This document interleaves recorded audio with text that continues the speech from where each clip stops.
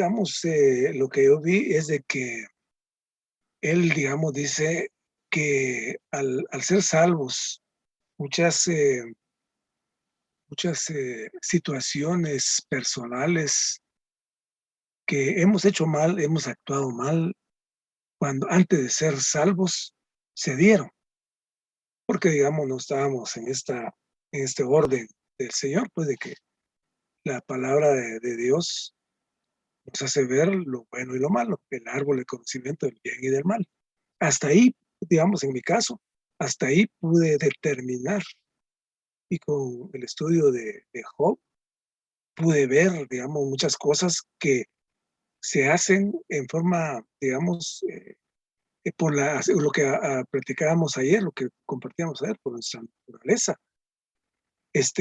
Nuestro foro interno actúa de esa forma y de ahí somos salvos, pero entonces tenemos que regresar y examinarnos qué hicimos que estuvo correcto o que estuvo incorrecto o qué, digamos, le causó daño a alguien.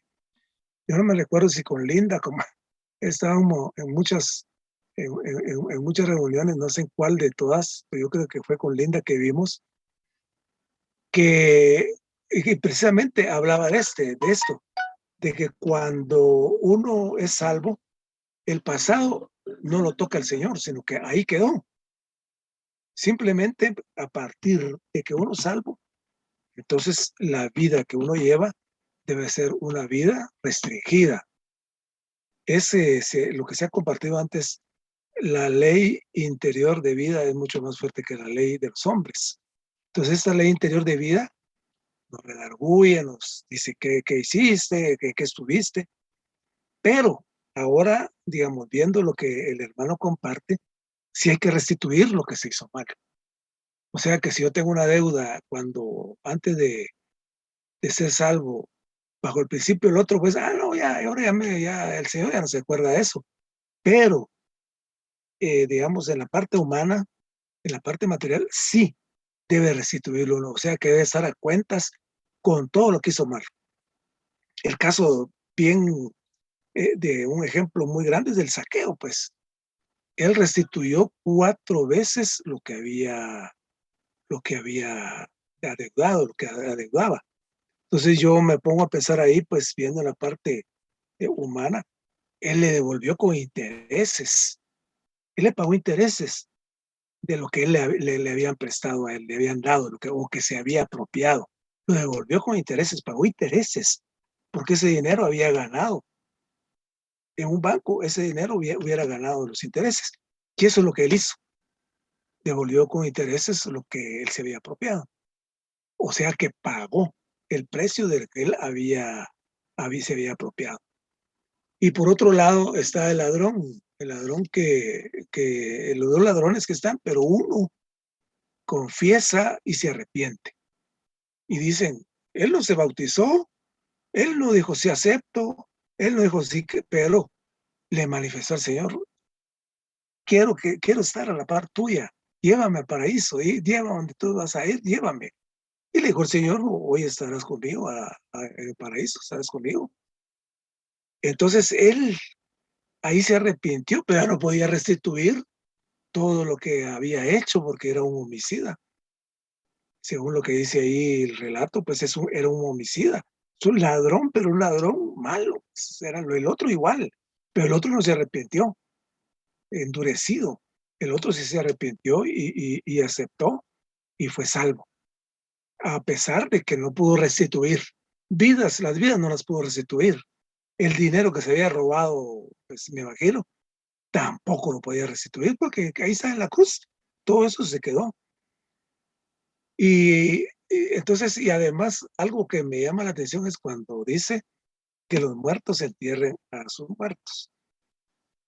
Tal vez, no sé, pues ahí estoy un poco, digamos, no confundido, pero, digamos, habría que considerar porque, por ejemplo, a mí, digamos, se me falleció mi hermana hace poco, pues no fuimos por la situación que estamos, en la pandemia, pero si hubiera sido una época normal, pues definitivamente que hubiéramos estado ahí, pues. Entonces, pero digamos, eh, no interrumpe, digamos, la vida de iglesia. Solo eso me quedó a mí un poco todavía, como soy sincero, no lo entendí muy bien. Amén. Sí, hermanos, amén. Aquí hay muchos asuntos que pues el ministerio nos dice que debemos nosotros como solucionar de alguna manera o buscar una manera de darle solución.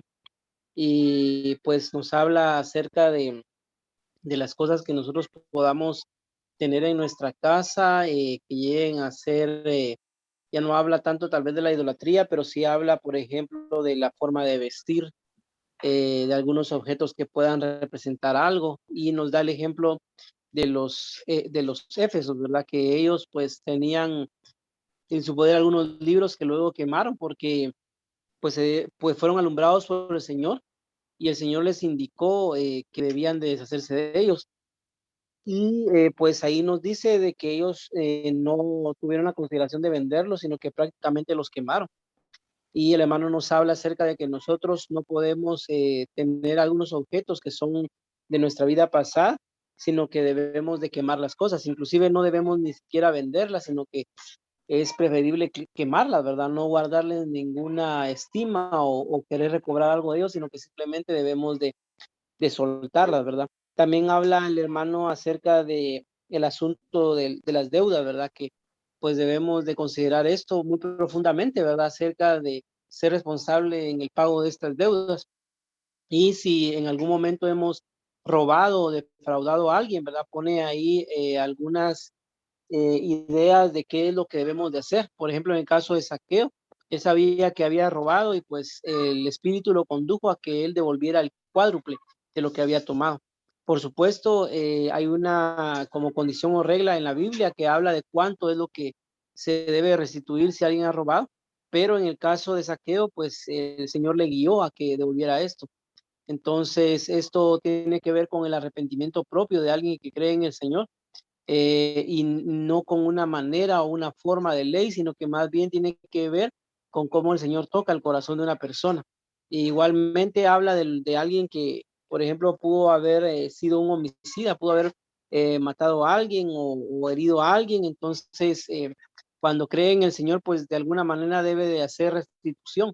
Y algo que es bien importante acá es que, digamos, hay diferencia entre una persona que se arrepiente normalmente y un cristiano, porque habla acá que un cristiano de alguna manera debe de venir y debe de pedir perdón, ¿verdad? Debe de exponerse, no solo debe arrepentirse y considerar, bueno, el Señor ya me perdonó y yo, pues yo ya me limpié, ¿verdad? Sino que él debe llegar a ser una persona que pueda dar testimonio de que el Señor hizo un cambio en él. Y definitivamente esto es muy difícil para cada uno de nosotros, pero solo la gracia del Señor en nosotros puede hacer esto, ¿verdad? Porque nosotros en nosotros mismos no seríamos capaces de reconocer, ¿verdad? Alguna cosa que hemos hecho contra alguien, pero el Señor en nosotros puede hacer algo, ¿verdad? Puede hacer un cambio significativo y podemos ser nosotros los que pedimos perdón a alguien por lo que hemos hecho. Entonces, pues esta palabra nos habla de abandonar el pasado, las situaciones y las circunstancias que en algún momento nosotros llegamos a hacer y por supuesto habla de cómo hacer restitución en muchos casos, ¿verdad?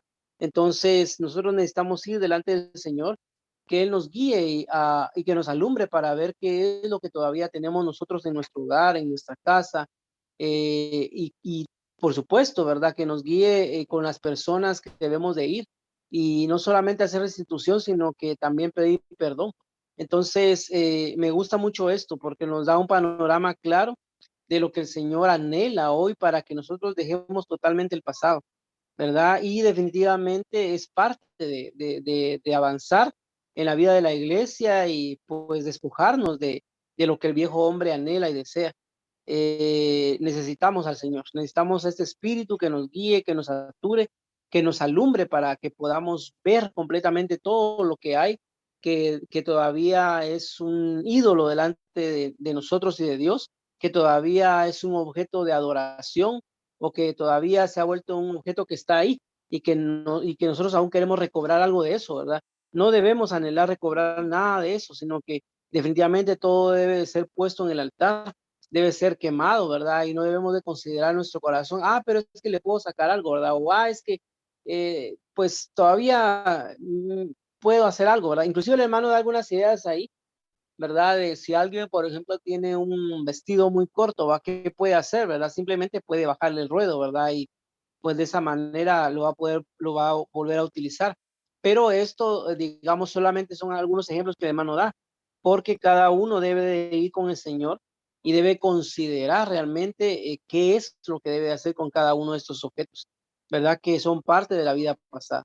Entonces, alabamos al Señor, porque de verdad Él anhela que nosotros hoy podamos, pues, dejar el pasado, vivir en el presente, vivir en el Señor, vivir en una consagración plena, ¿verdad? Y ser testimonio de la vida de la iglesia, ser testimonio de que el Señor ha entrado en nosotros y que ha venido a producir cambios para que las personas también puedan creer en este evangelio. Amén. Quisiera enfocarme en el último punto que vimos, que es la letra D, que dice en cuanto a resolver todo asunto pendiente. Creo que todas estas situaciones que vimos hoy en este mensaje acerca de terminar con el pasado es algo que no nos permite seguir al Señor. Entonces son cosas que en nuestra mente están pendientes o cosas que en realidad sí tenemos que arreglar. Pero todas estas cosas lo que hacen es que nos hacen en nosotros se vuelven en nosotros como ataduras que no nos permiten decidir seguir al Señor. Entonces en este último punto, ya después de tocar pues el asunto de la idolatría, las cosas mundanas y esos asuntos que mencionaba Marvin que se pueden resolver, ¿verdad? Y luego lo de las deudas, etcétera. Este último punto dice está relacionado eh, con el ejemplo de este joven en Mateo 8:22, ¿verdad? Entonces dice, cuando una persona se salva o es salva, ciertamente tendrá muchos asuntos mundanos pendientes, lo cual es muy posible que no le permitan seguir al Señor con entera libertad. ¿Qué debe hacer? Entonces viene la frase del Señor, sígueme y deja que los muertos entierren a sus muertos. Dice, este es otro caso bíblico en el que se pone fin al pasado. Entonces, en este ejemplo, un hombre se acerca a Jesús y le dice, Señor, permíteme que vaya primero y entierre a mi padre. El Señor le respondió, sígueme y deja que los muertos entierren a sus muertos. Entonces explica aquí, la primera alusión a los muertos, donde dice, deja que los muertos entierren a sus muertos. La primera alusión a los muertos se refiere a los que están muertos espiritualmente. Mientras que la segunda se refiere al Padre del que, eh, del que se acercó a Jesús. Entonces, sigue la explicación. A los ojos de Dios, todos los que están en el mundo están muertos espiritualmente. Entonces, el Señor le dijo a este hombre que debía seguirlo y dejar que los que están en este mundo, o sea, los muertos espiritualmente, entierren a su padre.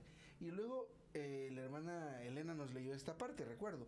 Dice, con esto no estoy instando a los nuevos creyentes a que no hagan arreglos funerarios de sus padres. Lo que estoy diciendo es que los muertos deben enterrar a sus propios muertos. Dice, debemos hacer nuestro este principio. Entonces sigue aclarando que no debemos obsesionarnos con resolver todo asunto que quede pendiente en nuestras vidas. Si esperamos a haber resuelto completamente tales asuntos para solo entonces hacernos cristianos, jamás tendremos la oportunidad. Hay miles y miles de asuntos familiares y personales que no han sido resueltos todavía. ¿Quién entonces podría hacerse cristiano o creyente? Todos los asuntos pendientes tienen un único principio subyacente, el cual puede describirse de una sola manera. Esos asuntos están muertos. Debemos dejar que los muertos entierren a sus muertos. Debemos dejar que los que están espiritualmente muertos se encarguen de los asuntos de los muertos. Este es un principio que debemos seguir, no instando a los nuevos creyentes a desatender a sus familias, sino a no esperar hasta haber arreglado todos sus asuntos terrenales para seguir al Señor. De otra manera, jamás podrían seguir al Señor. Entonces, pues me leí estas palabras por la pregunta del hermano Jorge, que creo que es una pregunta válida y todos nos quedamos así como pensando, a qué se refiere. Entonces, en un principio, pues está como dirigido a alguien que reciba al Señor, o que esté como candidato, digámoslo así, a recibir al Señor, y ponga como un requisito previo: mire, no puedo recibir al Señor porque tengo que arreglar este asunto primero. No, usted reciba al Señor y luego arregle sus asuntos, o va a arreglar todos los asuntos. Entonces, y puede que en nuestra vida práctica, ya luego de ser creyentes, en algún punto, algunas cosas o sea, el Señor nos va a pedir, por ejemplo, el tiempo para leer la Biblia, el tiempo para orar, el tiempo para reunirnos. Pero hay una situación en casa, una situación que también merece nuestra atención. Pero ¿cuál cosa vamos a arreglar primero? La situación que está considerada bajo el asunto de que son asuntos muertos, o el Señor. Entonces nos explica este principio, al menos lo que yo percibo de esto es eso, ¿verdad? Que no es que no nos encarguemos de los asuntos funerarios o que participemos de estas cosas, sino que todas estas cosas que están consideradas como cosas muertas espiritualmente no deben impedirnos el seguir al Señor. En nuestro caso, el seguir al Señor es comerlo diariamente, beberlo diariamente, y hay momentos en que el Señor realmente nos llama. Nos está llamando para que nos reunamos, nos está llamando para que oremos. Entonces estos asuntos son cosas con las que debemos tratar de esta manera. Amén.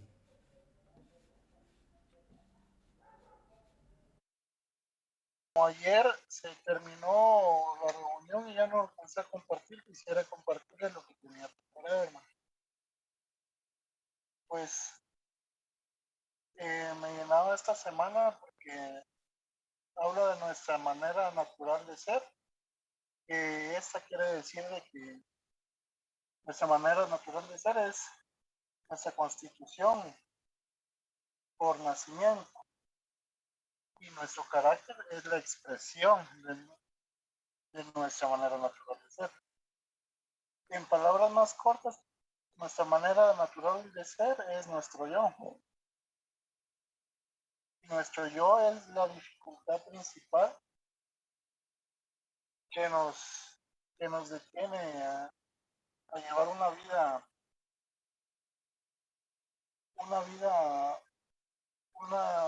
fructífera en el Señor. Nos comentaba el hermano que nosotros llegamos a crucificar totalmente nuestro yo, vamos a tener una vida de iglesia y de servicio totalmente fructífera. Amén.